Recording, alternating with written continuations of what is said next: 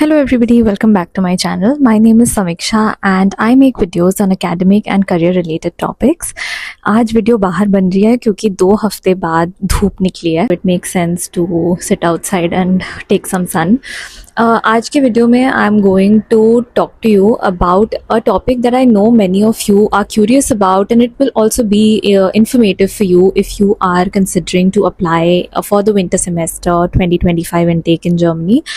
In this video, I will cover how to avoid common mistakes when applying to study in Germany and the reasons why students often face rejections. So stick till the end of the video because I will also along go and share with you the actionable tips to make your application stand out. So yes, let's get started. So, the first mistake that I have observed is not researching the right course and the university. Many students pick a course just because it's trending or because their friends are applying. Now this is a huge red flag for admission committees.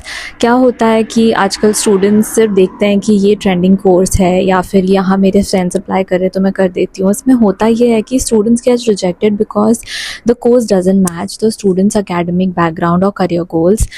The universities feel that the application is very generic or lacks a clear purpose. But how can you overcome it? So number one thing is to deep dive into research and use platforms like DAAD, DARD, university websites, LinkedIn to explore what are the courses that match well with your profile and your interest. So check if the syllabus or the coursework of the program aligns well with your past education as well as your future goals. The second is you can email alumni to understand if the course suits your interests. Mention this research in your SOP. It kind of shows effort and clarity. Third, be specific. Tailor your application for each university. For example, highlight why you're excited about a particular professor's research or a unique course module. What you can. So I had made a video on how to craft an SOP. I will link it above, and you can have a look there. The second mistake that I have observed is that students ignore deadlines. So here why students get rejected is because the application was late, it was not complete, and therefore it's outrightly rejected without being reviewed, or you are rushing submissions, often having errors or incomplete documents. How do you overcome it is because you can already start making a timeline, use tools like Google Calendar to track the deadlines or a simple Excel sheet. Divide your tasks. What do you have to do? Write an SOP, collect recommendation letters, apply for language tests, apply for the APS in time, okay, and then add it to your to-do and start doing them one by one. Apply as early as possible, 3 to 4 weeks ahead of the deadline. This gives you some buffer time to fix any unexpected issues like missing documents or payment glitches, right?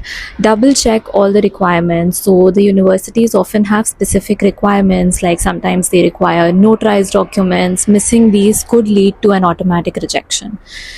Now, the third mistake is a weak letter of motivation.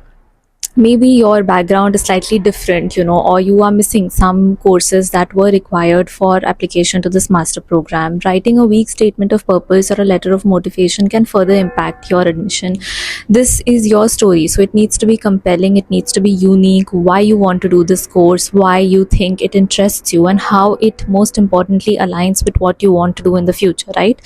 So SOPs that are too generic or copied from the internet, or SOPs that lack connection between your past, present and future goals are considered weak SOPs. How do you overcome it? You follow a certain sort of structure. You start with a background, explain why you're applying for the course, and then end with how it aligns with your future goals.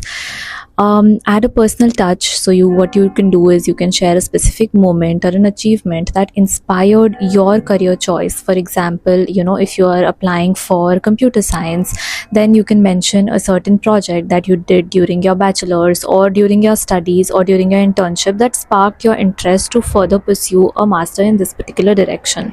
You should proofread your SOP thoroughly a few times. Ask a mentor, a friend or a family member to review it, to read it, even for grammatical mistakes or spelling mistakes, because these can also leave a bad impression in the admission committee. Again, if you're applying for universities in Germany and you want guidance, you can connect with me via a call on TopMate. I will put the link in the description. Finances are another very big area where students struggle. So some really underestimate the cost of living while others fail to meet visa requirements. So you should have an idea of course, the blocked account reputation. Why students get rejected here is that incomplete or missing proof of finances, blocked account, not being able to make on time during the visa application process, unrealistic budgets about accommodation. How do you overcome it? So number one is blocked account. You should have the funds in, well in advance. Make it well in advance, the blocked account. For 2025, you'll need around 11,208 euros for your visa application, and you should ensure that the account is made before your visa appointment, right? You can already start exploring funding opportunities, scholarship opportunities if universities offer specific scholarships that can reduce your financial burden significantly. Research the cost of living in your city. For example, if you're going to stay in Munich or Berlin and you don't find a student dorm, then the cost of living, especially the rent, can be super expensive. So start finding an accommodation well in advance, apply to the university dormitory well in advance, and have an idea of how much will be your monthly expense from the blocked account that you will be receiving every month.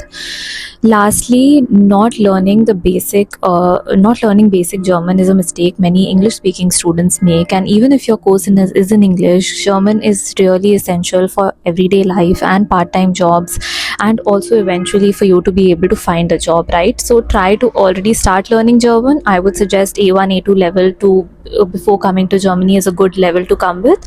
Many courses, part-time jobs have at least basic German requirements. Students who show actually no effort to learn German are seen as less committed to integrating, and this can often lead to rejection of job applications. So try to reach at least A1 A2 level before you arrive.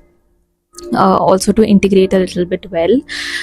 Again, start with apps like Duolingo, Babbel, enroll in a German language course, or once you come here, you can take free courses at the university as electives and practice daily. So practice speaking some phrases, some common everyday phrases, how to order a coffee or so on and so forth. One very nice series that I used to watch was this series called Mein Weg nach Deutschland, and you can start with this one. You can find the series on YouTube. Okay, now a quick summary of the rejection. So before wrapping up, let's quickly summarize the main reasons why students get rejected by German universities. Number one is lack of well-defined career plan in your SOP. So you don't show how you match with the course and what your future goals will be after studying this program. Number two is there are academic gaps without any valid explanation. Number three would be applying to courses that don't match your profile at all, and you are not able to explain why you want to do it. Number four will be missing documents or failing to meet the eligibility criteria. Number five is a poor language test score that was not meeting the cutoff. And again, remember, it's not just about meeting the minimum requirements, but also showing your whole profile confidently and nicely, and that you're passionately prepared for the right program and you are the right fit for the program. That is all for today's video. If you have questions, write them down in the comment section. I will try my best to answer them. You can write me an email on careercraftingwithsamiksha@gmail.com. Call with me on TopMate. All links, all email addresses, everything is in the description, so please have a look at it.